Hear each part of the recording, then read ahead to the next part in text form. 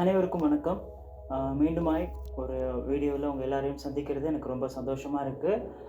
இன்றைக்கும் கூட நாம் கிளாஸில் அக்கௌண்ட்ஸ் அதாவது கணக்கீடு அப்படின்ற பாடத்தில் 2வது பாகத்தை பற்றி நம்ம பார்க்க போகிறோம். ஏற்கனவே நம்ம கணக்கீடில் முதல் பாகத்தில் நம்ம பார்த்த விஷயங்கள் உங்களுக்கு கன்செப்ட் மேப்பில் நான் போட்டு காட்டியிருந்தேன். நான் நினைக்கிறேன் உங்களுக்கு எல்லாருக்கும் அந்த மேப் ஞாபகம் இருக்கும் அப்படின்ட்டு. அதாவது ஃபர்ஸ்ட்டு கணக்கீடு அப்படின்னா என்னன்றதுக்கான ஒரு வரைவிலக்கணம் அறிமுகத்தை பார்த்தோம். அதுக்கு பிறகு கணக்கீடு ஏன் நம்ம படிக்கணும், கணக்கீடு ஒரு நிறுவனத்துக்கு ஏன் முக்கியம் அப்படின்றதுக்கான நோக்கத்தை பார்த்தோம். அடுத்து கணக்கீடு அக்கறை செலுத்துறதுக்கான பிரிவினர்களையும் கணக்கீட்டு வகைகளையும் இன்னைக்கு கிளாஸில் நம்ம பார்க்க போகிறோம்.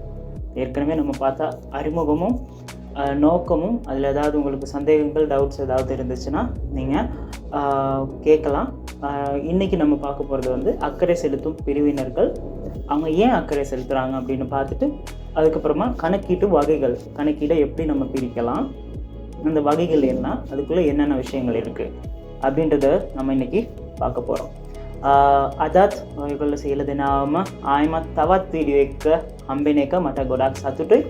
අද ක්ලාස් එකේදීත් අපි බලන්න යන්නේ අපි ගිණුම් කරන්නේ පළවෙනි පාඩමේදී අපි පළවෙනි පාර්ට් එක අපි ඉවර කරලා තියෙනවා. ඒ කියන්නේ ඒකේ කොටස් 4ක් තියෙනවා අපිට ඉගෙන ගන්න. ඒකෙන් පළවෙනි කොටස් දෙක අපි ඉවර කරලා තියෙනවා. ඒ කියන්නේ ගිණුම් කරන්නේ කියන්නේ කුමක්ද කියලා හැඳින්වීමක් අපි දීලා තියෙනවා. ඒ කියන්නේ බලලා තියෙනවා අපි. ඒ වගේම ගිණුම් කරන්නේ අරමුණු ටික මොනවද? ගිණුම් කරන්නේට තියෙන අරමුණු. එයි අපි ඉගෙන ගන්න ඕනේ. ගිණුම් කරන්නේ තුල එයි අපි ගිණුම් කරණයක් කරන්න ඕනේ කියන අරමුණ අපි බැලුවා. ඒ වගේම අද අපි බලන්න යන්නේ ඒකේ දෙවෙනි ඉතුරු කොටස් දෙක තමයි අපි බලන්න යන්නේ. එතකොට ඇල්මැති පාර්ශවයන් කවුද? එයාලා ඇල්මක් දැක්වීමට හේතුන් මොනවද? ඊළඟට ගිණුම් කරන්නේ ප්‍රවේද ටික මොනවද? ගිණුම් කරන්නේ ප්‍රවේද ටික මොනවද? ඒ ප්‍රවේද දෙකෙන් කොහොමද ඒවා හැසිරෙන්නේ, කොහොමද ඒවා කරන්නේ කියලා ඒක තමයි අපි අද වීඩියෝ එකේදී බලන්න යන්නේ. I'm glad to see you all in another video of our class. Today we are going to continue the second part of our first lesson of accounting. We previously discussed about the 4 objectives of this subject. First one is introduction and the second one is accounting objectives. What are the objectives of accounting? We have previously discussed about these two things in our last video. Today in this video, this class, we are going to discuss about the stakeholders and the types of accounting. Who are the stakeholder of accounting and what are the types of accounting? There are 2 types of accounting. We are going to discuss and learn about the procedure and the types of accounting in this class. அப்போ இன்றைக்கி நம்ம பார்க்குறதுக்கு, இன்றைக்கி உள்ள கிளாஸுக்கு நம்ம போகிறதுக்கு முன்பதாக நான் நினைக்கிறேன் போன கிளாஸில் படித்ததை பற்றி ஒரு சின்ன அறிமுகத்தை உங்களுக்கு கொடுத்துட்டு போனால் உங்களுக்கு நம்ம ஏற்கனவே படித்த பாடத்தில் இருக்க உங்களுக்கு ஒரு தெளிவு கிடைக்கும் அப்படின்ட்டுன்னு. அப்போ ஒரு திருப்பி ரிவிஷன் மாதிரி இருக்கும் அப்படின்னு நான் நினைக்கிறேன். අදත් අපි අද පාඩම් තුලට යන්න කලින් අපි ඉගෙන ගත්ත ක්ලාස් එකේදී අපි මොනවද බැලුවේ කියලා පොඩි රීකැප් එකක් වගේ මම කරොත් ඔයාලට අද ක්ලාස් එක වටහා ගන්න ඔයාලට ලේසි ඇති කියලා මම හිතනවා. Before starting today's lesson, I thought it's good to see a small recap of our previous class. It will help you to understand today concept.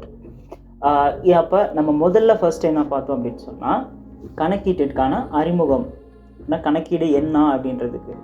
அப்போ அதுக்கு உதாரணங்களோடு நம்ம ஏற்கனவே போன கிளாஸில் நம்ம பார்த்தோம். அப்போ அதுக்கான வரைவிலக்கணத்தை எப்படி நம்ம உருவாக்கணும் அப்படின்னு சொன்னால் 2 நிறுவனங்கள் கொடுத்த வரைவிலக்கணத்தை வச்சு அதுக்கு பிறகு நம்ம அது ரெண்டுலேயுமே இருக்க முக்கியமான விஷயங்களை எடுத்து ஒரு பொதுவான வரைவிலக்கணத்தை நம்ம உருவாக்கணும். 2 நிறுவனங்கள் கொடுத்த வரைவிலக்கணத்தை என்னன்னு பார்த்தோம். அதுக்கப்புறமா அந்த வரைவிலக்கணத்தில் இருக்க முக்கியமான விஷயங்களை எடுத்து நம்மளுக்கு புரிகிற மாதிரி லேசான ஒரு වරවිලකනත ඔන්න நம்ம பார்த்தோம். එතකොට අපේ පළවෙනි ක්ලාස් එකේදී අපි මොකක්ද කරේ කියලා කිව්වොත් හැඳින්වීම කොටසේදී අපි ආයතන දෙකක් විසින් ගිණුම්කරණය සඳහා දුන්න නිර්වචන දෙකක් අරගෙන ඒකේ තියෙන ප්‍රධානතම කරුණු ටික අරගෙන ඒකත් එක්ක සම්බන්ධ කරලා අපිම ලේසි නිර්වචනයක් අපි හදාගත්තා.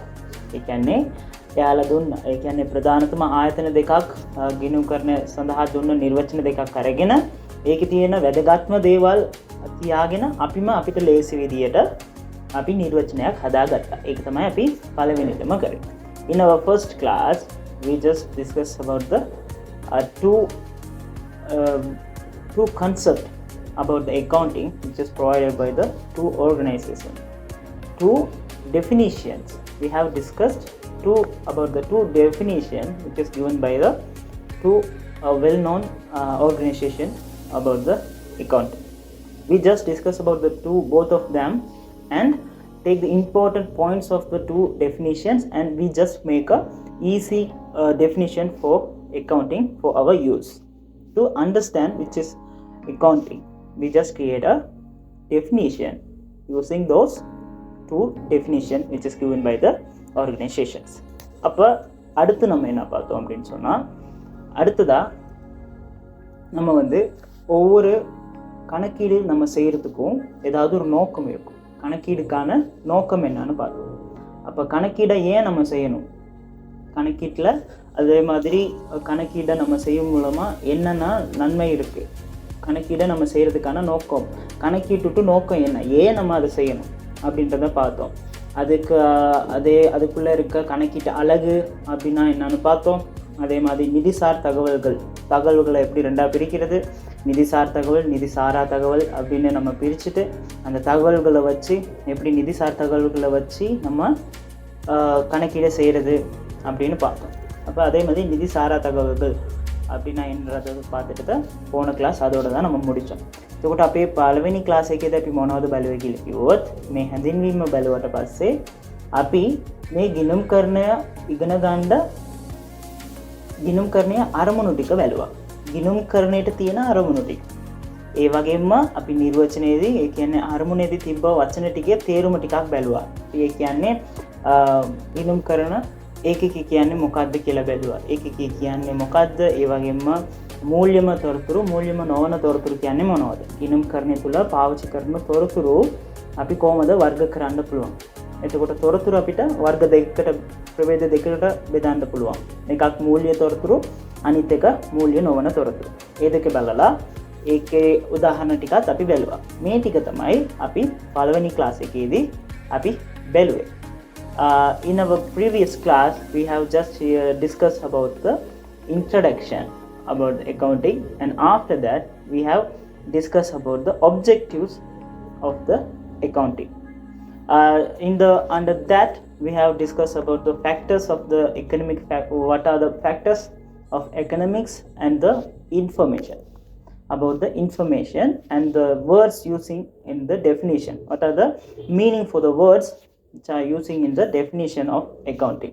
We just discussed about the economic factors and financial information. There are two types of information available in accounting. One is financial information, another one is non-financial information.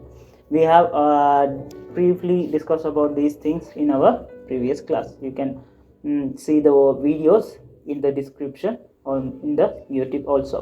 அப்போ நீங்கள் அதுக்கான வீடியோஸ்களை நீங்கள் யூடியூப்லேயும் பார்க்கலாம். அதுக்கான லிங்க்ஸ் உங்களுக்கு கீழே டிஸ்கிரிப்ஷனில் கொடுக்கப்பட்டிருக்கு. එතකොට ඒ සඳහා තියෙන වීඩියෝස් ටික ඔයාලට මේ YouTube එකේ නරඹන්න පුළුවන්. ඒවට ආදාළ லிங்க்ஸ் ටික ඔයාලට டிஸ்கிரிப்ஷன் එකේ දීලා තියෙන්නේ.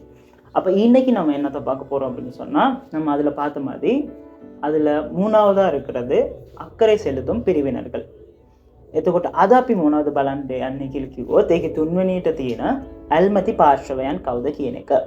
Today we are going to we are going to discuss about the third thing in the concept map, which is stakeholders. Who are the stakeholders and the reason for their interest? Which are the reasons of their interested? We are going to discuss about these things first. அப்போ இன்னைக்கு நம்ம முதல்ல அக்கறை செலுத்தும் பிரிவினர்கள்னு யாரை சொல்கிறது. அப்போ ஒரு நிறுவனம் அப்படின்னு சொன்னால் அதில் அக்கறை செலுத்துகிற பிரிவினர்கள் கட்டாயம் இருப்பாங்க. அக்கறை செலுத்துகிற பிரிவினர்கள்னு சொல்கிறது அந்த நிறுவனத்தோடு செயல்படுறவங்க, அந்த நிறுவனத்தோடு சம்மந்தப்பட்டவங்க ஏதாவது ஒரு முறையில் அந்த நிறுவனத்தின் மேலே அக்கறை செலுத்துவாங்க. அப்படி அக்கறை செலுத்துறதுக்கு ஏதாவது ஒரு காரணம் கட்டாயமாக இருக்கும். அப்போ அந்த காரணம் என்னன்றது தான் இன்னைக்கு நம்ம பார்க்க போகிறோம். එතකොට ඇල්මැති පාර්ශවයන් කියලා කියනකොට ඒකේ තේරුම ඇවිල්ලා මොකක් හරි සමාගමක් ආයතනයක් තියෙනවා කියලා කිව්වොත් ඒකත් එක්ක ඇල්මක් දක්වන පාර්ශවයන් කියලා පාර්ශවයක් අනිවාර්යෙන් තියෙන්න ඕනේ. ඇයි කියලා කිව්වොත් ඒ සමාගමත් එක්ක සම්බන්ධකම් තියාගන්න සියලු දෙනාම මොකක් හරි හේතුවක් නිසා තමයි එහෙම ඇල්මක් දක්වන්නේ. එතකොට ඒ පාර්ශවයන් කවුද? එයාලා ඇයි එහෙම ඇල්මක් දක්වන්න හේතුව මොනවද කියලා තමයි අපි අද බලන්න යන්නේ. Under the stakeholders, we are going to discuss who is that stakeholders, who are the stakeholders of a business, and what are the reasons they must have to make interest on the business. We are going to discuss who are the stakeholders and the reasons of their interests.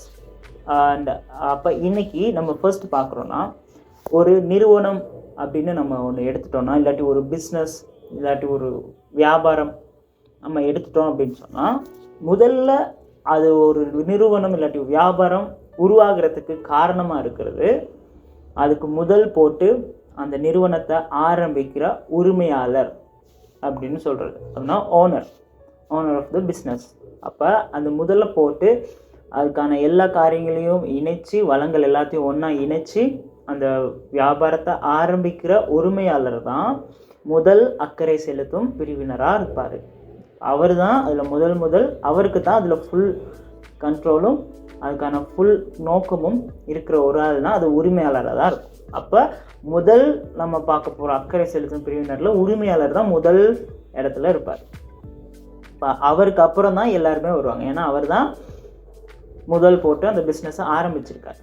முதல் පිරිවිනර வந்து උරිමයාලර්. එතකොට පළවෙනිම එක්කිනා කවුද කියලා කිව්වොත් ව්‍යාපාරයක් නැත්නම් සමාගමක් ඒක ආරම්භ කරන්න මුදල් දාලා ඒ ඔක්කොම සම්පත් ටික එක්කව කරලා බිස්නස් එකක් ආරම්භ කරන ඒ ව්‍යාපාරයේ ඉන්න අයිතිකරු. එයා තමයි පළවෙනිම ඇල්මැති පාර්ශවයක් හැටියට අපිට සලකන්න පුළුවන්. ඒ කියන්නේ අයිතිකරු කියලා කියන කෙනා තමයි ඒ ව්‍යාපාරය ගැන පළවෙනිටම ඇල්මක් දක්වන්නේ. එයාට තමයි මුළු අයිතියම තියෙන්නේ. එතකොට අනිවාර්යෙන් එයාට ඒ හේතුවක් ඇති. ඒ ව්‍යාපාරය ගැන අවධානය යොමු කරන්න නැත්නම් ඇල්මක් දක්වන්න අනිවාර්යෙන් එයාට පළවෙනි හේතුව තියෙන්නේ එයාට. In the first person of the stakeholders is the owner of the business. He is the owner of the business. The reason is he is the one who collected the all resources together and start the business using his investment. He put all his investment in a business and start up the business. Is called owner. So this he must have a reason to make interest in that business. He is the first person who have all rights and the all rights to keep interest in the business. அப்போ உரிமையாளர்னு பார்க்குறோம். அப்போ நம்ம இரண்டாவதாக பார்க்கும்போது உரிமையாளருக்கு அப்புறம் நம்ம ஒரு ஹைராக்கி அப்படின்னு சொல்லுவாங்க. அப்படின்னா அதிகார பரம்பல் அப்படின்னு சொல்லுவாங்க. அப்போ அதிகார பரம்பல் படி நம்ம பார்க்கும்போது முதல்ல உரிமையாளர் இருக்கார் அப்படின்னு சொன்னால், உரிமையாளர் வந்து எல்லாரையுமே போயிட்டு நீங்கள் இதை செய்யுங்க அப்படின்னு சொல்லிட்டு வேலை வாங்க மாட்டார். ஒரு நிறுவனம் அப்படின்னு சொன்னால் ஒரு உரிமையாளர் இருப்பார், அவருக்கு கீழே ஒரு முகாமையாளர் இருப்பார். அந்த முகாமையாளர் தான் என்ன செய்வார்னா போயிட்டு இந்த ஊழியர்கள்கிட்ட இல்லாட்டி அவருக்கு கீழே இருக்கவங்கக்கிட்ட போயிட்டு அவங்களுக்கு தேவையான வேலைகளை செய்ய சொல்லி பிரிச்சுக்கிட்டு வருவாங்க. இப்போ இவங்க தான் ஊழியர்கள்கிட்ட வேலை வாங்குறவங்க. அப்போ நம்ம ஃபர்ஸ்ட் உரிமையாளரை பற்றி பார்த்துட்டோம். அதுக்கப்புறமா அந்த ஹைராக்கியில், அதாவது இந்த அதிகார பரம்பல் அப்படின்னு சொல்லும் பொழுது அதில் இருக்க ஒவ்வொரு செக்ஷன்லேயும் இருக்கவங்க யாருன்னு பார்த்துட்டு அதுக்கப்புறமா அவங்க ஏன் அக்கறை செலுத்துகிறாங்கன்றதை பார்ப்போம். உரிமையாளர் அக்கறை செலுத்துறதுக்கான காரணம் நம்ம பார்த்துட்டோம். முதலீட்டுக்கு ஏற்ற அவர் தான் முதலீடு செஞ்சுருக்காரு. அப்போ அவர் போட்ட காசு திருப்பி வரணும், நான் போட்டதை திருப்பி எடுக்கணுன்ற நோக்கம் அவருக்கு கண்டிப்பாக இருக்கும். அதான் முதல் விஷயம். அந்த நோக்கம் அவருக்கு கண்டிப்பாக இருக்கும். அப்போ முதல்ல உரிமையாளரை பற்றி பார்த்தோம். உரிமையாளர் ஏன் அதில் அக்கறை செலுத்துகிறாரு, அப்படின்றத நம்ம பார்த்தோம். உரிமையாளர் அக்கறை செலுத்துறதுக்கான காரணங்களை பார்த்துட்டு, அதுக்கப்புறமா அடுத்தடுத்து வர ஒவ்வொருத்தருக்கும் யார் அந்த ஒரு நிறுவனத்தில் தொப்பிலிருந்து கீழே வரைக்கும் யார் யார் இருக்காங்க, அவங்களோட பொசிஷன் என்னன்னு பார்த்துட்டு அதுக்கப்புறமா அவங்க ஏன் அக்கறை செலுத்துகிறாங்கன்னு பார்ப்போம். இப்போ உரிமையாளருக்கு நம்ம பார்த்தோம், உரிமையாளர் அக்கறை செலுத்துறதுக்கான காரணம் அவர் தான் இன்வெஸ்ட் பண்ணியிருக்காரு, அவரோட முதலீட்டு தான் அதில் போட்டிருக்காரு. அப்போ அந்த முதலீட்டுக்கு திருப்தியான ஒரு ரிட்டர்ன் அவருக்கு கிடைக்கணும். அவர் போட்ட காசு அவருக்கு திருப்பி வேணும். அப்போ தான் அவர் அந்த பிஸ்னஸை தொடர்ந்து செஞ்சிட்ருக்கலாம். அப்போ அதுக்காக அவர் அக்கறை செலுத்துகிறாருன்னு நம்ம பார்த்தோம். ஆனால் மிச்சம் இருக்கவங்க, மீதமாக இருக்கிறவங்க எல்லாரும் ஏன் அக்கறை செலுத்துகிறாங்க, அவங்க ஒரு நிறுவனத்தில் எந்த இடத்துல இருக்காங்க அப்படின்ற பார்த்துட்டு அதுக்கான காரணத்தை பார்க்கலாம். දැන් අපි මුලින්ම අපි බැලුවා අයිතිකරු ගැන. එතකොට අයිතිකරු ඇයි ඇල්මස් දක්වන්නේ කියලා බලනකොට එයා ආයෝජනය කරලා තියෙනවා. එයා ඒකින් ප්‍රතිලාභයක් අනිවාර්යෙන් බලාපොරොත්තු වෙයි. එයා දාපු මුදල් වලට ආපසු ප්‍රතිලාභයක්, එයා අනිවාර්යෙන් ලාභයක් එයා අනිවාර්යෙන් එයාට ඕනේ. ඇයි? එයා ඉන්වෙස්ට් කරේම ඒ නිසා. එතකොට එහෙම දෙයක් එයාට ලාභ කියන එකක් හම්බුනොත් විතරයි මේ බිස්නස් එක එයාට දිගටම කරගෙන යන්න පුළුවන්. නැත්නම් එයාට ඒක කරගෙන යන්න අමාරු වෙනවා. එතකොට ඒ නිසා තමයි එයා අල්මක් දක්වන්නේ කියලා බැලුවා. ඊළඟට අපි අනිත් අයව බලන්න කලින් ආයතනයක එයාලා ඉන්න තැන මොනවද? එයාලා ඇයි ඒ නිසා අල්මක් කොහොමද දක්වන්නේ කියන එක බලන්න යනවා. The first stakeholder we have discussed about the in the subject is owner, and we have discussed what is the reason owner have make interested in a company or organization. He has put his investment in a business, so because of that he will expect some returns of his investment. He should have a return for his investment. This is the reason he will make interest in the business. Has a satisfactory profit been made in accordance with the investment, he will definitely expect a profit from this business which he invested to. Then only he can run the business continuously. Without a profit he can't do that business continuously. That's why he make interested in this business or organization. After that we are going to learn one by one the next stakeholders, who are they and what are the position of them and what is the reason they have make interested in a company or business. அப்போ அடுத்ததாக உரிமையாளருக்கு அடுத்து இருக்கிற நபர் அப்படின்னு பார்த்தோன்னா முகாமையாளர், manager அப்படின்னு நம்ம சொல்லுவோம். முகாமையாளர் அப்படின்றது தான் உரிமையாளருக்கு அடுத்த கட்டத்தில் இருப்பார். அப்போ இந்த உரிமையாளருக்கும் முகாமையாளருக்கும் என்ன வித்தியாசம் அப்படின்னு சொன்னால், இந்த உரிமையாளர் வந்து அந்த நிறுவனத்தை முதல் போட்டு ஆரம்பிக்கிறவர். முகாமையாளர்ன்றது அங்கே போய் சம்பளத்துக்கு வேலை செய்கிறவர் தான் நம்ம முகாமையாளர்னு சொல்லுவோம். ஆனால் அவங்க ரெண்டு பேருமே செய்கிற வேலை ஒன்று தான். உரிமையாளரும் நிறுவனத்தை முன்னேற்றணும்னு தான் நினைப்பாரு, முகாமையாளரும் நிறுவனத்தை முன்னேற்றணும்னு தான் நினைப்பாரு. உரிமையாளரும் ஊழியர்கள்ட்ட வேலை வாங்குவார், ஆனால் முகாமையாளரும் ஒரு ஊழியர்கிட்ட வேலை வாங்குவாங்க. ஆனால் அவங்க ரெண்டு பேர்த்தோட நோக்கம் வித்தியாசப்படுறதுக்கான இடம் எங்கன்னு சொன்னால், உரிமையாளர் எதிர்பார்க்கறது லாபத்தை, முகாமையாளர் எதிர்பார்க்கறது சம்பளத்தை. அவருக்கு தேவை சம்பளம் தான். நிறுவனம் லாபத்தில் போனாலும் நட்டத்தில் போனாலும் முகாமையாளருக்கு அவருடைய சம்பளம் கிடைச்சி தான் ஆகணும். அதில் அவர் காம்ப்ரமைஸ் பண்ணிக்கவே மாட்டார். ஆனால் உரிமையாளர் அப்படி இல்லை. நட்டமானாலும் அந்த நட்டத்தை தான் தான் ஏற்றுக்கணும், லாபம் வந்தாலும் அதை தான் தான் ஏற்றுக்கணும். அப்போ நிறுவனத்தில் அவங்க ரெண்டு பேர்த்தோட நோக்கம் வித்தியாசப்படுற இடம் இதுதான். அப்போ ஒரு முகாமையாளர் ஏன் நிறுவனத்தில் அக்கறை செலுத்துகிறாரு அப்படின்னு சொன்னால், அவருக்கு கொடுக்கப்பட்ட ஆர்டர்ஸ், அப்படின்னா உரிமையாளர்கிட்டருந்து அவருக்கு கிடைக்கப்பட்ட தான கட்டளைகள், ஆர்டர்கள், அந்த திட்டம், அவருக்கு கொடுக்கப்பட்ட அந்த ஆர்டர் சரியாக நடைமுறைப்படுத்தப்பட்டிருக்கா, சரியாக அதெல்லாம் நடக்குதா, தான் இம்ப்ளிமெண்ட் பண்ண விஷயம் சரியாக அங்கே நடக்குதா அப்படின்றத பார்க்குறதுக்காக அவர் அக்கறை செலுத்துவார். அப்படின்னா கணக்கீடு வந்து அவருக்கு தேவைப்படும். அப்போ அதுக்கு ஏற்ற லாபம் வருதா, அவர் சொன்ன மாதிரி சேல்ஸ் போயிருக்கா அப்படின்றத பார்க்குறதுக்காக அவருக்கு இந்த கணக்கீடு தேவைப்படும். அடுத்து எதிர்காலத்தில் அவர் ஏதாவது தீர்மானம் எடுக்கணுமா, இப்போ லாபம் இவ்வளோ தான் வந்திருக்கு அப்படின்னு நான் கணக்கீட்டு ரிப்போர்ட்ஸை பார்க்கும்போது நம்மளுக்கு தெரியும், கூற்றுகளை பார்க்கும்போது அவருக்கு தெரிய வந்துடும். அப்போ அதை வச்சுக்கிட்டு அவர் என்ன செய்வார்னா, எதிர்காலத்தில் இதை எப்படி நம்ம இடமா அதிகரிக்கலாம், இல்லாட்டி அதை அதிகரித்துக்கான என்னென்ன திட்டங்களை வகுக்கலாம் அப்படின்றத அவர் யோசிப்பார். එතකොට දෙවෙනි ඇල්මැති පාර්ශ්වයන් හැටියට අපිට කළමනාකරුවන්ව කියන්න පුළුවන්. ඇයි කියලා කිව්වොත් අයිතිකරුන්ට දෙවෙනියට ඉන්නේ කළමනාකරුවන්. ඒ කියන්නේ අයිතිකරුවන්ට පස්සේ ඉන්න පොසිෂන් එක තමයි මේ කළමනාකරුවන් කියලා කියන්නේ. එතකොට මේ අයිතිකරුටයි මේ කළමනාකරුටයි තියෙන ප්‍රධානතම වෙනස වෙන තැන මොකක්ද කියලා කිව්වොත් හැම කළමනාකරුවෙක්ම එයා බලාපොරොත්තු වෙන්නේ එයාට සැලරි එකක්. කියන්නේ එයාට ආදායමක් ඕනේ එතන. ඒකට එයා බලාපොරොත්තු වෙන්නේ සැලරි විතරයි. එයාට ලාභය ගන්න බෑ. එයා ඒ ආයතනය ලොස් එකකට ගියත් නැත්නම් හොඳට ප්‍රොෆිට් හම්බ කරගෙන ගියත් ඒක එයාට වැඩක් නැහැ. එයා බලාපොරොත්තු වෙන්නේ එයාගේ සැලරි එක විතරයි. හැබැයි අයිතිකරු කියන කෙනා එහෙම නෙමෙයි. එයා බලාපොරොත්තු වෙන්නේ ලාභය.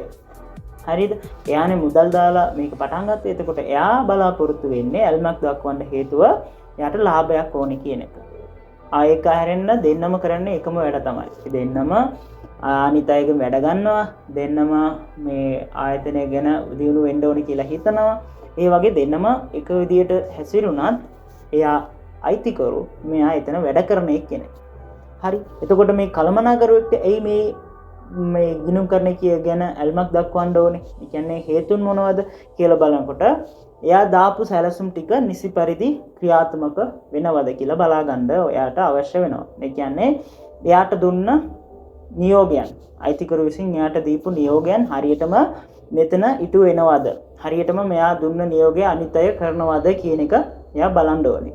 ඒ වගේම අනාගතයේදී මේ ආයතනය දියුණු කරන්න නැත්නම් වෙනස්කමක් කරන්න මොකක් හරි අපි කරන්න ඕනද කියලා හිතනද මෙයාට ඒ ගිණුම් කරන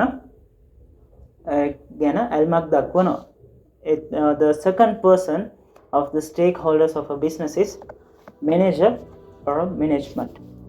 Is the second stakeholder of the business because the main differences between owner and the manager is the owner, who is the person invested in a business, he is just expecting profit for his investment, but the manager won't expect the profit. He expect only of the salary.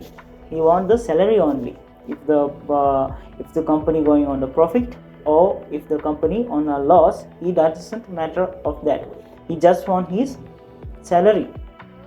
And the reasons the manager should have to take interest in a company is the plans being implemented appropriately.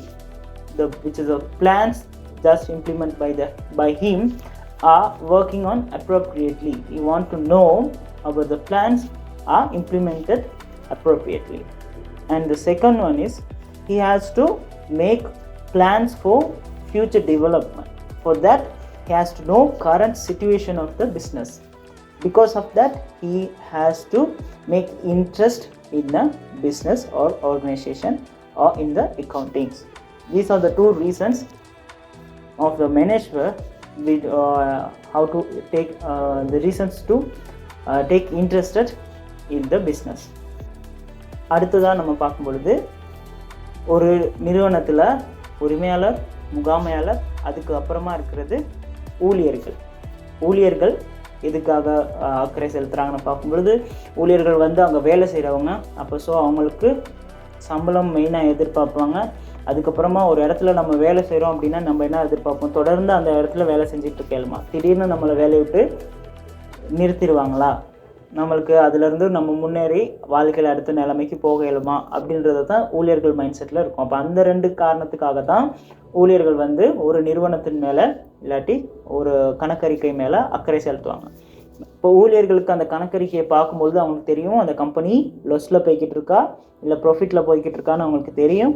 அப்போ அவங்களால decision ஒன்று எடுக்கலும் நம்ம தொடர்ந்து இதில் வேலை செய்யலாமா வேணாமா இல்லாட்டி இன்னொரு வேலை தேடணுமா இல்லையான்றதை அந்த கணக்கீடை பார்க்கும் பொழுது ஒரு ஊழியர்களுக்காக தெரிஞ்சு கொள்ள முடியும். තුන්වෙනි අය තමයි ඒ කියන්නේ ඇල්මක් දක්වන පාර්ශ්වය තමයි සේවකයෝ කියන අය. දැන් අයිතිකරු ඉන්නවා, කළමනාකරුවෝ ඉන්නවා. ඒ වගේම තුන්වෙනි කට්ටිය තමයි සේවකයන් කියන එක. ඒ ආයතනයක වැඩ කරන කට්ටිය. එතකොට සේවකෙක් හැටියට අපි හිතා බැලුවොත් එයාට මුලින්ම ඕන කරන දේ තමයි එයාගේ වැටුප. එයාට දැන් වැඩ කරන්නේ ඒකටනේ. එතකොට එයා වැටුපක් වැඩි කරගන්න ආයතනෙට හැකියාවක් තියෙනවද? මේ ආයතනයේ අනිත් එක තමයි මේ ආයතනය මං දිගටම වැඩ කරන්න පුළුවන්ද? ඒක තමයි රැකියා සුරක්ෂිත බව කියලා කියන්නේ. ඒක ආයතනයක දිගටම වැඩ කරන්න පුළුවන්ද කියන එක ගැන එයා හිතන්න ඕනේ. එතකොට මේ ගිණුම් කරන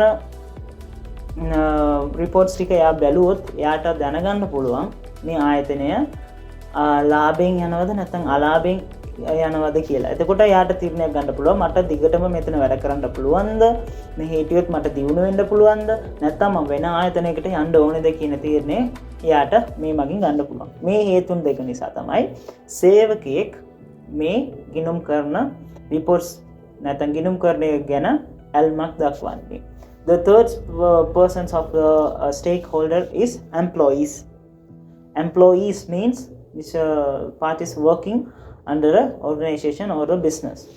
The reasons they must have to make interest in accounting is their stability of employment. Because the stability, what is the stability of employment means if I can work continuously under this company.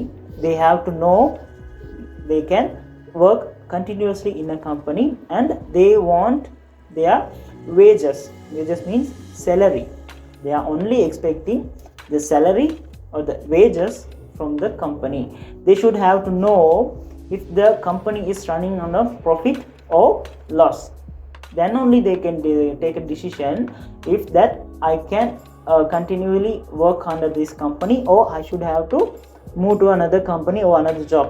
They have to make these decisions. Because of that, they have to make interested of the accounting. அப்போ நாலாவது நம்ம பார்க்கும் பொழுது நாலாவதாக இருக்கிறது வந்து அரச நிறுவனங்கள். அரச நிறுவனங்கள் ஏன் அப்படின்னு சொல்லும் பொழுது உள்நாட்டு திணைக்களங்களாக இருக்கலாம், அதே மாதிரி சென்ட்ரல் கவர்மெண்ட்டாக இருக்கலாம், மாகாண சபைகள், அந்த மாதிரி கவர்மெண்ட் ஆர்கனைசேஷன்ஸ் ஏன் பிஸ்னஸ் மேலே அக்கறை செலுத்துது அப்படின்னு சொன்னால் ஒரு நிறுவனம் இல்லாட்டி ஒரு வியாபாரம் செய்யும்பொழுது அதுக்கிட்டேருந்து வரி கவர்மெண்ட் எடுக்கணும். அப்போ அவங்க எவ்வளோ சம்பாதிக்கிறாங்கன்னு தெரிஞ்சுக்கணுன்னா அவங்களோட அக்கௌண்ட்ஸை பார்த்தா தான் தெரிஞ்சிக்க முடியும். அவங்க எவ்வளோ சம்பாதிக்கிறாங்க, ஒரு வருஷத்துக்கு அவங்க எவ்வளோ சம்பாதிக்கிறாங்க, அவங்கள்ட்ட எவ்வளோ வரி நம்ம அறவிடலாம் அப்படின்றத நம்ம செய்யணும்.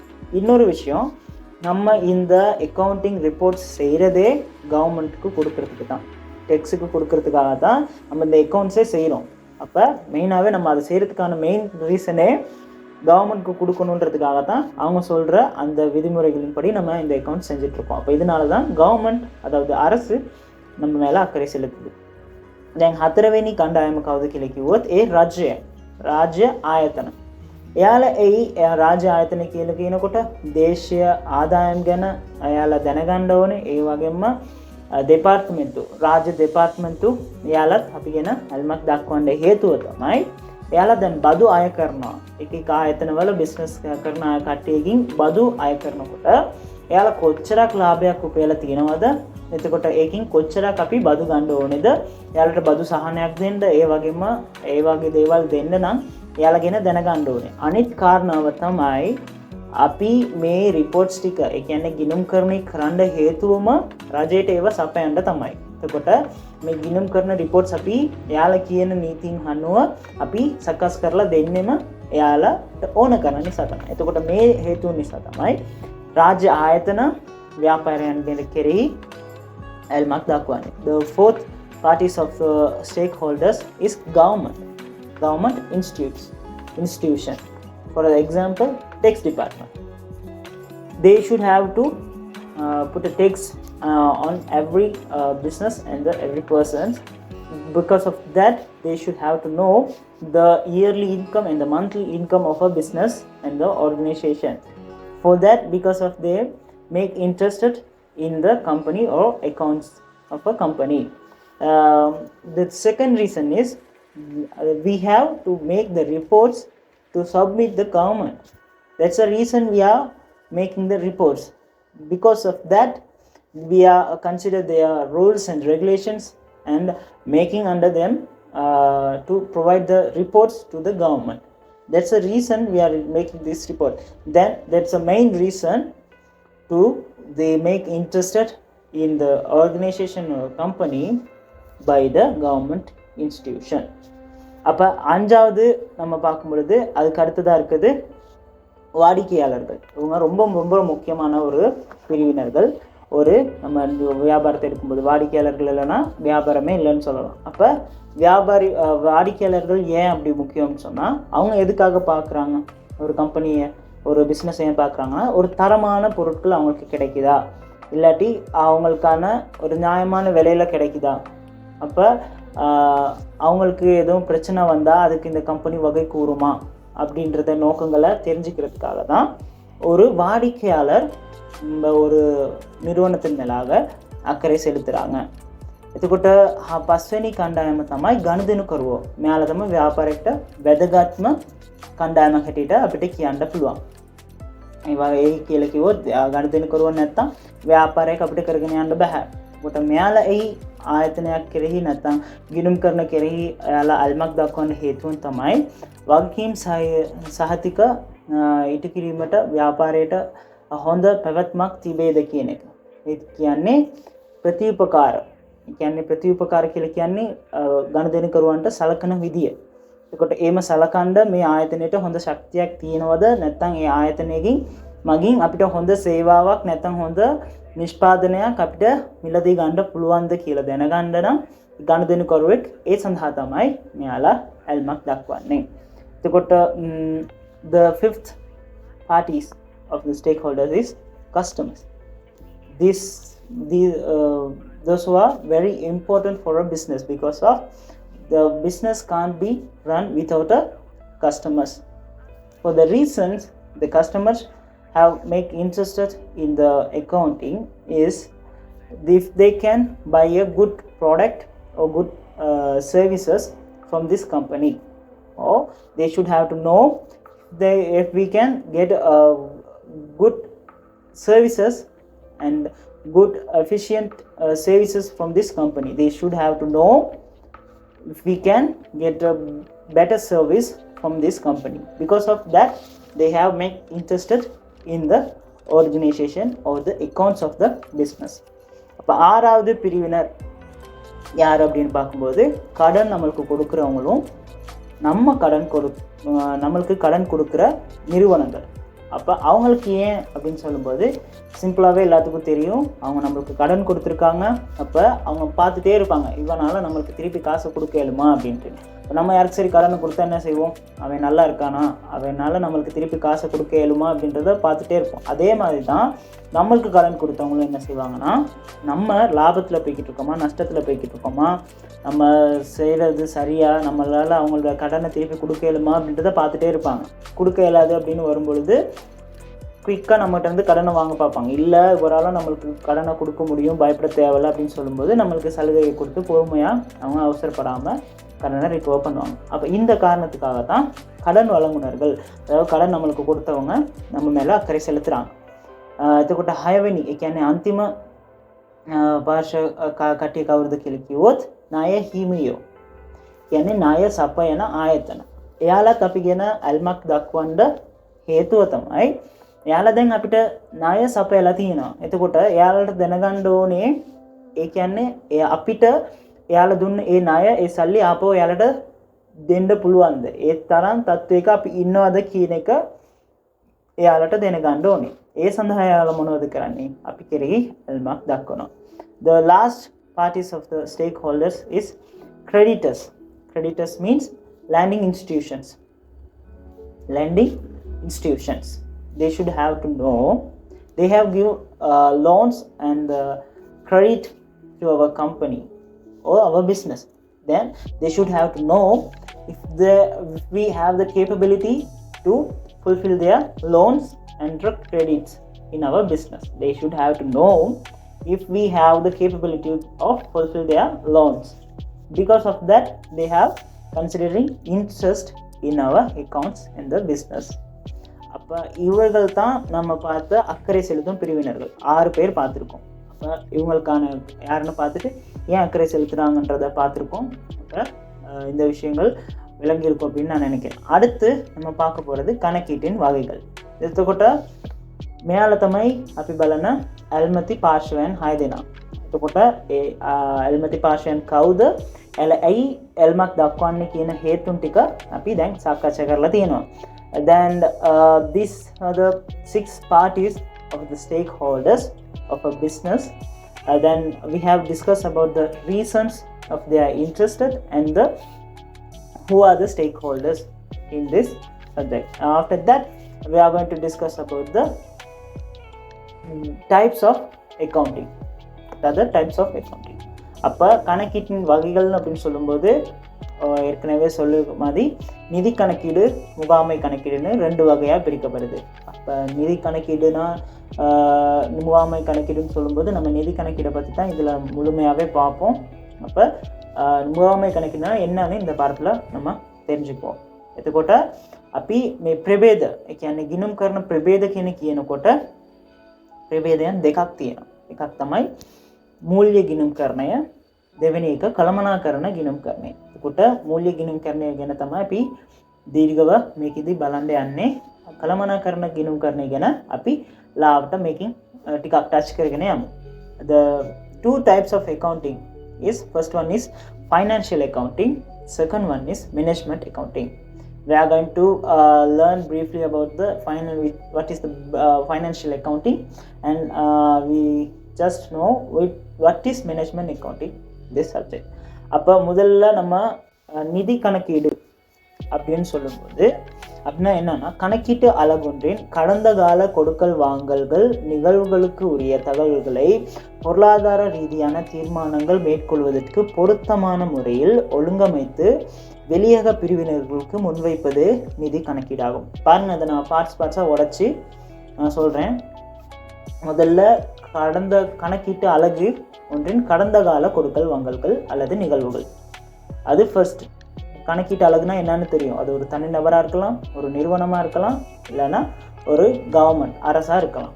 அப்போ அந்த கணக்கீட்டு அலகு அது எதுவாக வேணாலும் இருக்கலாம். அந்த கணக்கீட்டு அலகு விட்டு கடந்த கால கொடுக்கல் வாங்கல்கள் ரொம்ப முக்கியமான வரும். கடந்த காலம் ஏற்கனவே நடந்து முடிஞ்ச கொடுக்கல் வாங்கலை தான் நம்ம இதில் பாவிக்க போகிறோம். நிதி கணக்கீட்டில் பாவிக்க போகிறது ஏற்கனவே நடந்து முடிஞ்ச தகவல்களை தான் நம்ம இதில் பாவிக்க போகிறோம். நிகழ்வுகளை உரிய தகவல்கள் பொருளாதார ரீதியான தீர்மானங்களை மேற்கொள்வதற்கு. பொருளாதார தீர்மானங்கள்னா அந்த நிறுவனத்தை முன்னேற்றத்துக்கு சம்பந்தமான தீர்மானங்களை எடுக்கிறதுக்கு பொருத்தமான முறையில் ஒழுங்கமைத்து வெளியக பிரிவினருக்கு முன்வைக்கிறது. 3 பார்ட்ஸாக பிரித்தோம். ஒன்று கணக்கீட்டு அலகு ஒன்றின் கடந்த கால கொடுக்கல் வாங்கல்களாக இருக்கணும். அதை வச்சு எப்படியாப்பட்ட தீர்மானம் எடுக்கணும், பொருளாதார தீர்மானங்கள் எடுக்கணும். அதை எதுக்கு நம்ம கொடுக்குறோம்? வெளியக பிரிவினர்களுக்கு தீர்மானங்களை எடுக்கிறதுக்காக நம்ம கொடுக்குறோம். தீர்மானங்களை எடுக்கிறதுக்காக ஒழுங்கமைச்சு அந்த தகவல்களை கொடுக்குறோம். தகவல்களை எடுக்கிறோம், அதை ஒழுங்கமைக்கிறோம், அதை கொடுக்குறோம். அவ்வளோதான் இதில் உள்ள ப்ராசஸ். நிதி கணக்கீடுன்றது அதான். கணக்கீட்டு அலகுகளில் நடந்து முடிஞ்ச விஷயங்கள்லாம் எடுத்து அதை பொருளாதார ரீதியாக தீர்மானங்கள் எடுக்கக்கூடிய வகையில் அதை ஒழுங்கமைச்சிட்டு அதை வெளியக பிரிவினருக்கு கொடுக்குறோம். அவ்வளோதான் நிதி கணக்கீடு. அதே மாதிரி முகாமை கணக்கீடு அப்படின்னு சொல்லும்போது நிறுவனம் ஒன்றின் அனைத்து முகாமைத்துவ மட்டங்களுக்கும் தேவையானவாறு திட்டமிடல், கட்டுப்படுத்தல், தீர்மானம் எடுத்தல், பொறுப்பு குரல் என்பவற்றை மேற்கொள்ளக்கூடியவாறு நிதி சாராத தகவல்களை வழங்குவது முகாமை கணக்கீட்டின் கர்மங்கள் ஆகும். ரெண்டுக்கும் பெரிய வித்தியாசம் இல்லை. ரெண்டுமே தகவல்களை தான் கொடுக்குது. நிதி கணக்கீடுன்னும் போது நிதிசார் தகவல்கள் மட்டும் பயன்படுத்தி செஞ்சால் அது நிதி கணக்கீடு. நிதிசாரா தகவல்கள் ரெண்டையுமே கொடுத்தா அது முகாமை கணக்கீடு. அவ்வளோதான் இதுக்கு டிஃப்ரெண்ட். அவ்வளோதான், விளங்கிக்க ரொம்ப கஷ்டம் இல்லை. நிதி கணக்கீடுனா என்ன? நிதி தகவல்கள் மட்டும் இருக்கும். முகாமை கணக்கீடுனா என்ன? நிதி தகவலும் இருக்கும், நிதி சாரா தகவல்களும் இருக்கும். அது ரெண்டையும் திட்டமிடல், கட்டுப்படுத்தல், தீர்மானம் எடுத்தல், பொறுப்பு கூறல், இதுதான் முகாமை கணக்கீடு 4 கருமங்கள். அதை குறித்து நம்ம எதிர்காலத்தில் பார்ப்போம். இப்போதைக்கு இந்த வரைவிலக்கணத்தில் கேட்டால் எழுதக்கூடிய வகையில் உங்களுக்கு ஞாபகம் வச்சுக்கணும். முகாமை கணக்கீட்டில் என்ன செய்வாங்க? முதல் திட்டமிடுவாங்க, கட்டுப்படுத்துவாங்க, தீர்மானம் எடுத்தல், பொறுப்பு கூறல். அப்போ இந்த விஷயங்களுக்காக அந்த தகவல்களை வழங்கும். ரெண்டுமே தகவல் தான் வழங்குது. இதில் நிதிசார் தகவல் மட்டும் இருக்குது, அதில் நிதிசாரா தகவல் ரெண்டுமே இருக்குது.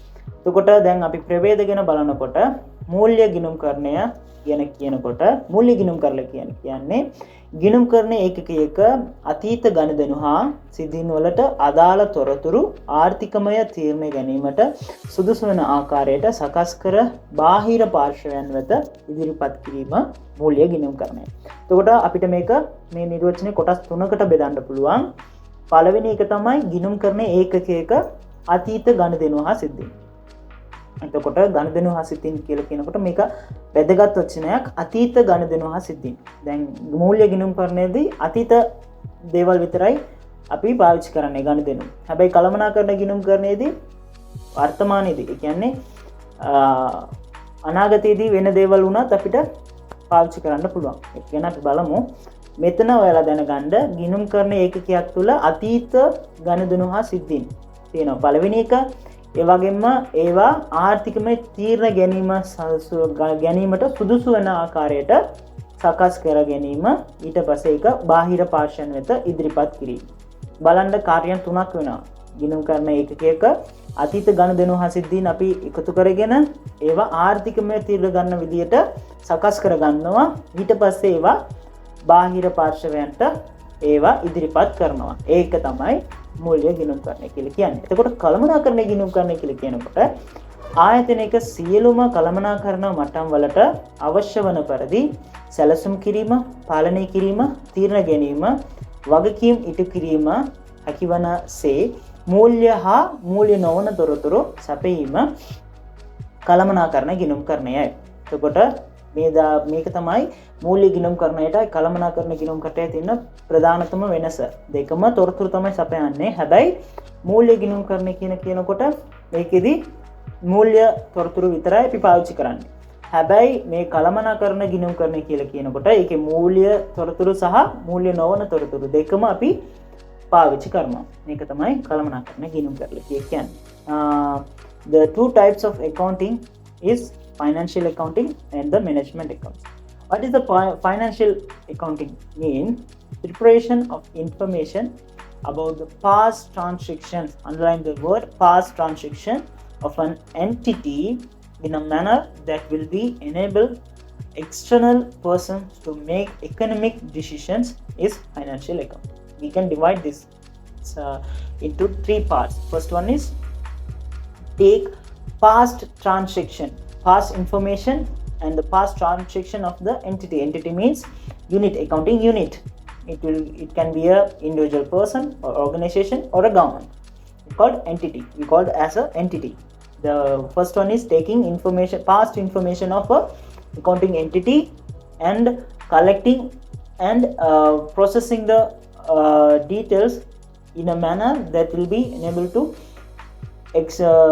make economic decision. We have to process the details, prepare the details and the transaction in the manner that can be used to make an economic decision. And third one is providing the details and the information to the external persons. That's the financial information. So what is the management accounting? It's called the provision of relevant information that will be assist and support all levels of management to plan, control, make decision and order to fulfill their responsibilities is management accounting. This is a main difference between financial accounting and the management accounting, which is under financial accounting we just only use the financial information only to make financial accounting. But in the management accounting we use the both of the information, like financial information and the non-financial information. We have used the both of them under management accounting. These are the two types of accounting. இந்த ரெண்டு வகைகள்ல தான் அக்கௌண்ட்ஸ்ல இருக்கு கணக்கீடு அப்படின்னு சொல்லும்போது. அப்போ கணக்கீட்டு செயல்முறை அடுத்து இந்த ரெண்டு வகையிலையும் எப்படியாப்பட்ட செயல்முறை இருக்கு அப்படின்றத இந்த கிளாஸில் சும்மா உங்களுக்கு எக்ஸ்பிளைன் பண்ணுறேன். நம்ம அடுத்த கிளாஸில் நான் வந்து இதில் ஒவ்வொன்றிலையும் என்னென்ன நடக்குது அப்படின்றத நான் தெளிவாக சொல்கிறேன். நேரம் பத்தாதனால இதுக்கு தனியாகவே ஒரு கிளாஸ் எடுத்து நான் ஒவ்வொரு நிதி கணக்கில், முகாமை கணக்கில் என்ன நடக்குது அப்படின்றத தனியாக நான் எக்ஸ்பிளைன் பண்ணுறேன். இப்போ வந்து நான் சும்மா டச் பண்ணிட்டு போகிறேன், என்ன நடக்குதுன்னு பாருங்கள்.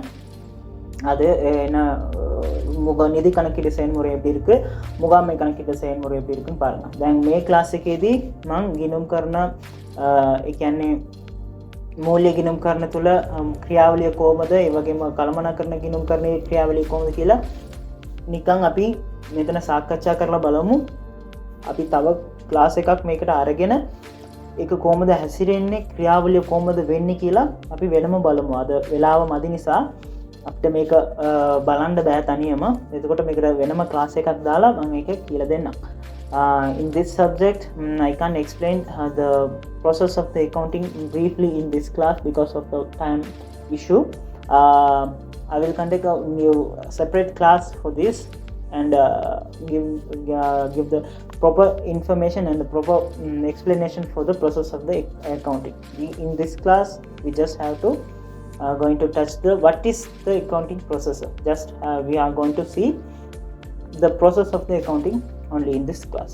அப்ப நிதி கணக்கீட்டு செயல்முறை அப்படின்னு பார்க்கும்போது பாருங்க, அதில் இருக்கு உள்ளீடு செயல்முறை, வெளியீடு. உள்ளீட்டு வெளியீட்டு செயல்முறை தான் நம்ம சொல்கிறோம்.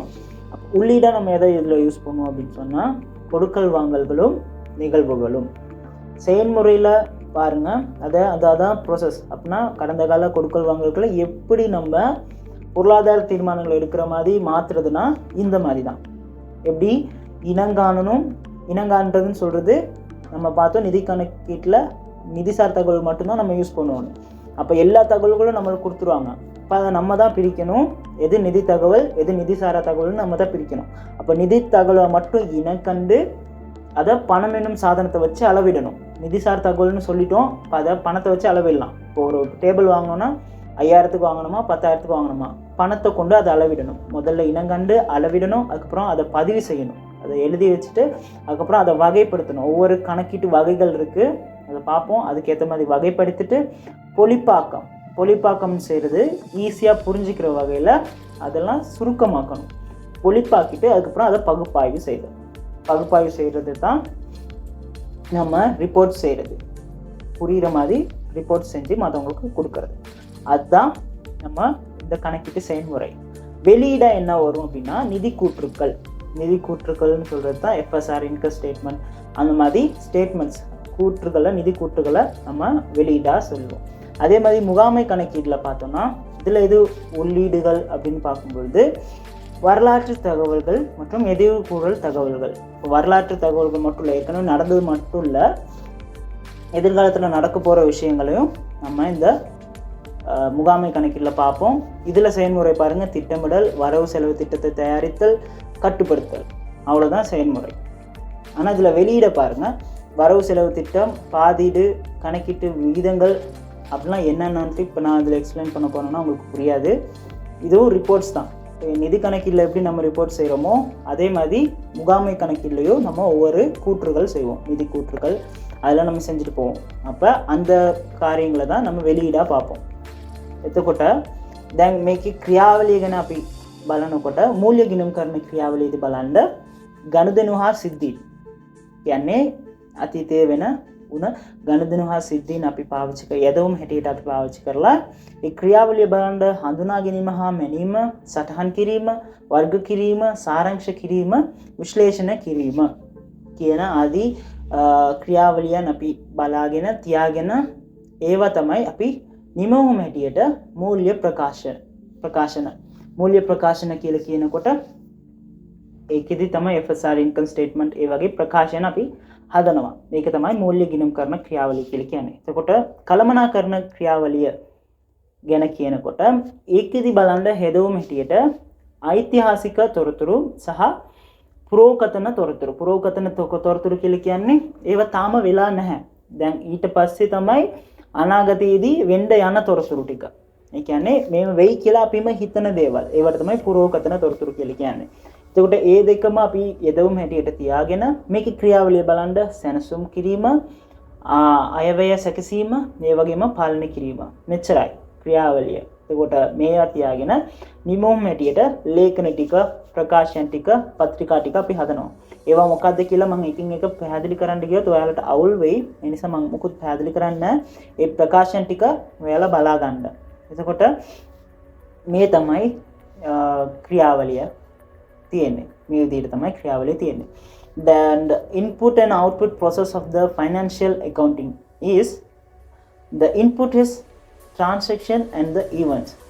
Transaction and the event means which is happen in the past transaction and the events are the input of financial accounting. And the process of the financial accounting is recognition and the measurement, recording, classifying, memorizing and the interpreting.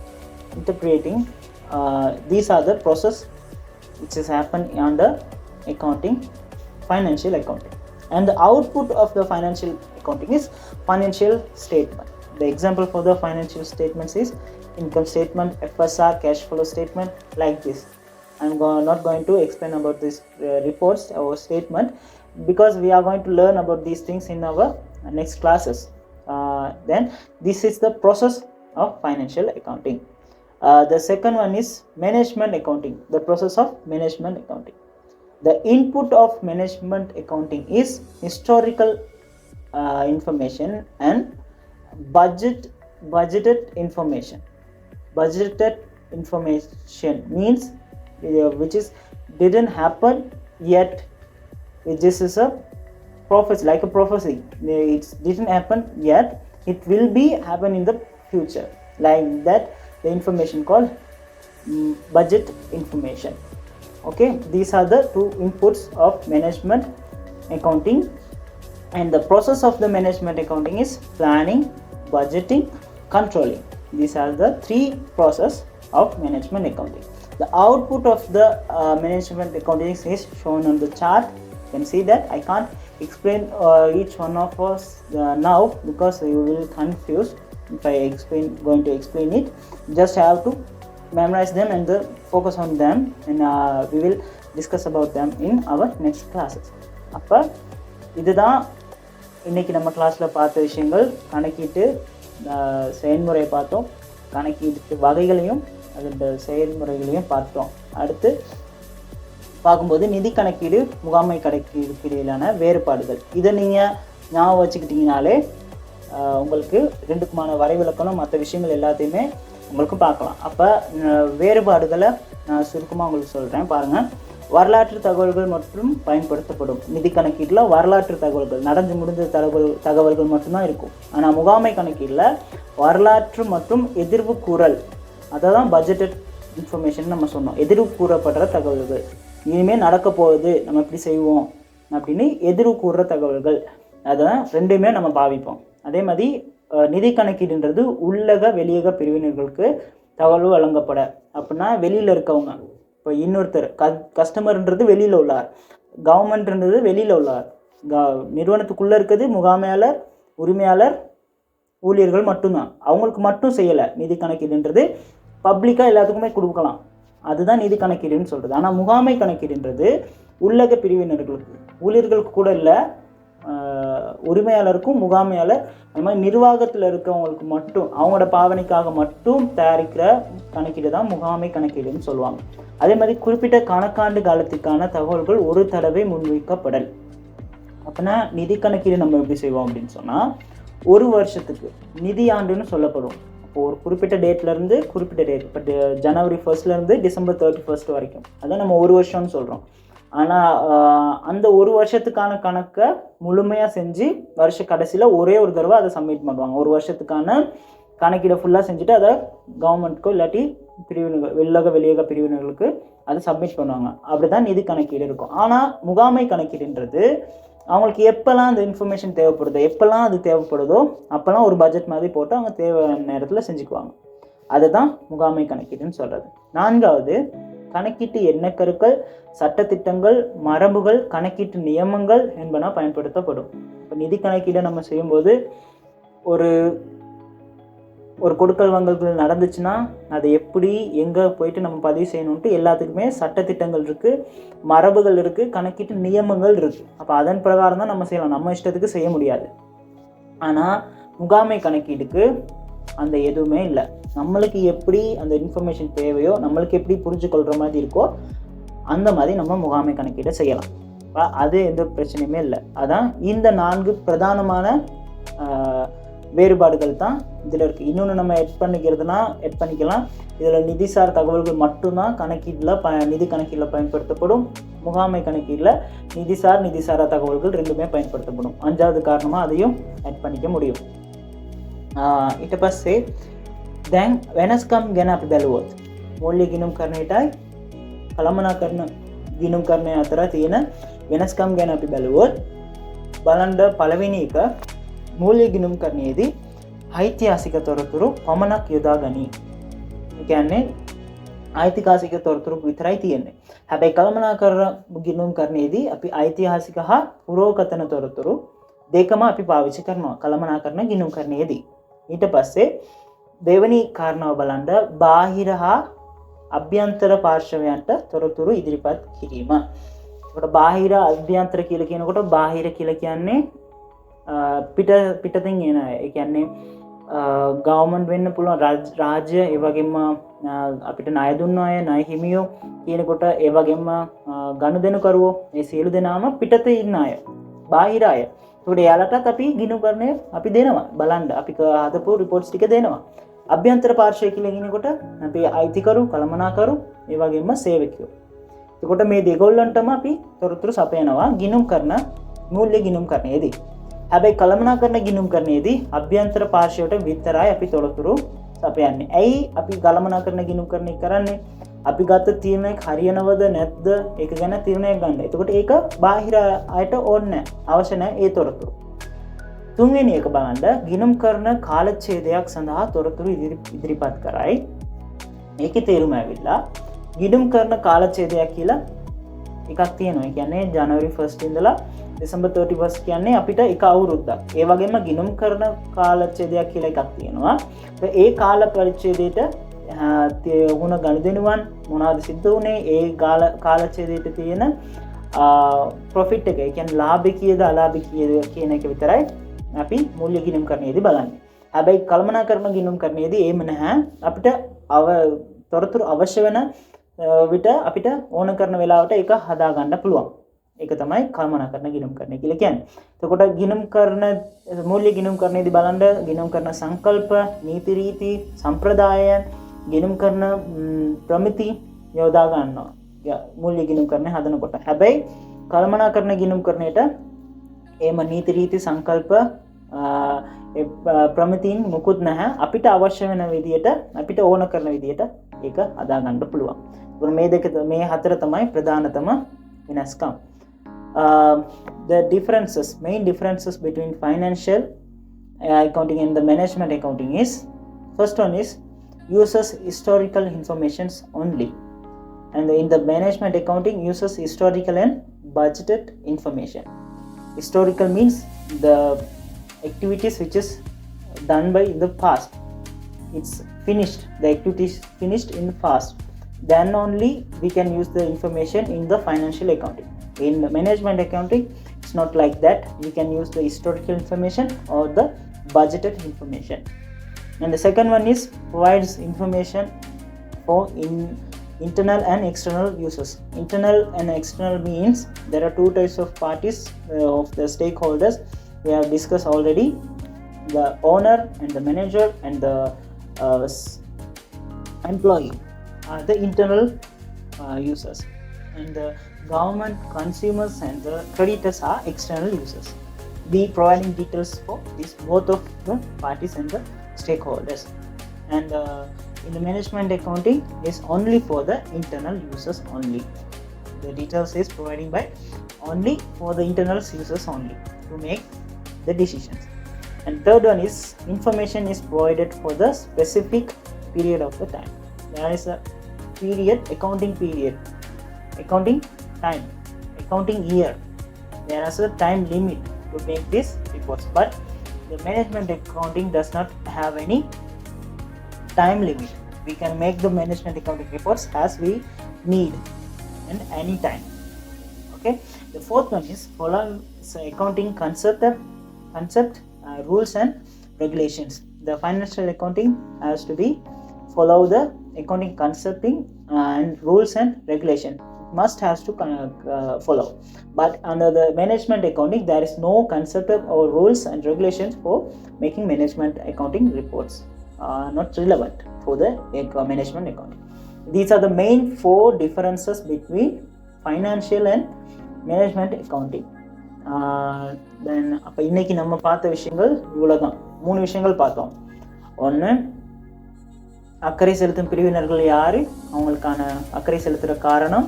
2வது, கணக்கீட்டு வகைகள் என்னென்னு பார்த்தோம், அதுக்கான செயல்முறை பார்த்தோம். 3வது, வேறுபாடுகள், நிதி කණකීඩුக்கும் මුගාමයි කණකීඩුக்கும் ඉඩිලාන වේරුපාඩුகள் என்னன்னு பார்த்தோம். එතකොට අද අපි බලපු කාරණාවන් 3යි අපි බැලුවේ. ඒ කියන්නේ අල්මති පාර්ශ්වයන් කවුද, එයාලා ඇල්මක් දක්වන්න හේතුන් ටික. ඒ වගේම අපි බැලුවා ගිණුම් කරන ප්‍රභේද කියන්නේ මොනවද, ඒකේ ක්‍රියාකාරකම් කොයි වගේද කියලා. ඊට පස්සේ 3 වෙනියට අපි බැලුවා ගිණුම් කරන වෙනස්කම්, මූල්‍ය ගිණුම් කරන්නටයි කළමනාකරණ ගිණුම් කරන්නටයි තියෙන වෙනස්කම් ටික අපි බැලුවා. We have discussed about the 3 main things in this today's class. First one is who are the stakeholders. We have discussed about the stakeholders and the reason for their interest. And after that we have discussed about the accounting types. What are the 2 types of accounting and the process of the accounting. And the third one is we have discussed about the differences between financial accounting and management accounting. These are the 3 things we have discussed in today's class. அப்போ இன்றைக்கி படித்த பாடங்கள் எல்லாமே இதோட நம்மளோட first unit முடியுது, தேர்ச்சி மட்டம் முடியுது. அப்போ எல்லாத்தையுமே ரிவைஸ் பண்ணிக்கலாம். அப்போ இந்த பாடத்துலையும் நம்ம ஒரு எக்ஸாம் செய்யலாம். அப்போ இதில் இருக்க ஒவ்வொரு விஷயமே நான் முக்கியமானதை மட்டும்தான் கொடுத்தேன், எக்ஸ்ட்ரா எதையுமே கொடுக்கல. அப்போ இதில் இருக்க விஷயங்கள் எல்லாமே முக்கியமானது தான். இப்போ இதெல்லாம் ஒருக்கா ரிவைஸ் பண்ணி பார்த்துக்குங்க. அப்போ இதோட நம்ம இந்த கிளாஸை முடிக்கலாம். එතකොට අපි අද බලපුව හැම දෙයක්ම වැදගත් දෙයක් තමයි. මම අනවශ්‍ය මුකුත් ඔයාලට ඇඩ් කරලා නැහැ. කොහොම අවශ්‍ය දේවල් විතරයි මම ඇඩ් කරලා තියෙන්නේ. එතකොට මේ කාරණාවන් දෙනගෙන ටිකක් අපෝ බලන්න තේරුම් ගන්න උත්සාහ කරන්න, මේ ටික අපෝ කියවලා බලන්න. එතකොට මේ කාරණාවන් තුන තමයි අපි අද ක්ලාස් එකේදී අපි ඉගෙන ගත්තේ. එතකොට මෙතනින් අපි ක්ලාස් එක නතර කරමු. These are the 3 things we have discussed in today's class. I didn't input any unwanted details or notes in this page in this class. I have input the main things only in this class. These are very important. You have to memorize them and you have to recall them and see if you can understand these things. And now we are going to end this class. Live முடிஞ்சதுக்கு அப்புறம் தொடர்ந்து எல்லாரும் மறுபடியும் live start ஆகும். அங்கே start பண்ணுவார், எல்லாரும் திரும்பி அதில் ஸ்டார்ட் பண்ணிக்கணும். தேங்க்யூ.